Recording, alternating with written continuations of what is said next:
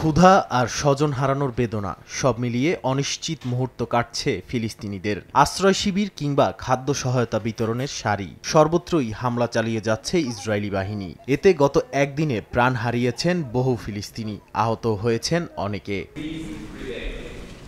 জাতিসংঘের মানবাধিকার কাউন্সিলের অধিবেশনে সোমবার বিশ্ব নেতাদের উদ্দেশ্যে জোরালো বার্তা দেন ভলকার তুর্ক। বলেন, গাজায় যা চলছে তা সহ্য করার মতো নয়। প্রভাবশালীদের ইসরায়েল ও হামাসের ওপর চাপ সৃষ্টি করতে আহ্বান জানান তিনি। এ সময় ইসরায়েলি যুদ্ধ পদ্ধতিকে ভয়াবহ ও অমানবিক বলে আখ্যাও দেন তিনি। এদিকে গাজায় কাজ করা চিকিৎসকরা বলছেন, আন্তর্জাতিক মহল থেকে তাদের প্রতি সহযোগিতার বদলে এসেছে সন্দেহ। চিকিৎসা সেবা দিচ্ছেন সীমিত ওষুধ, সরঞ্জাম ও বিদ্যুৎবিহীন পরিবেশে, যেখানে প্রতিদিন মৃত্যুর সংখ্যা বাড়ছে আর ক্ষতবিক্ষত শিশুর আর্তনাদ থামছে না। ডক্টরস উইদাউট বর্ডার্সের সদস্যরা বলেন, হাসপাতালে রক্তপাত বন্ধের মতো কোনো ব্যান্ডেজ নেই, অস্ত্রোপচারের পর ব্যথানাশক নেই, এমনকি রোগীদের খাবার ও পানীয় নেই। প্রাণ সসের মাখামাখি টেস্ট নুডলসকে করে তোলে আরো ইয়ামি, আরো জোস। প্রাণ সস, সসের বস।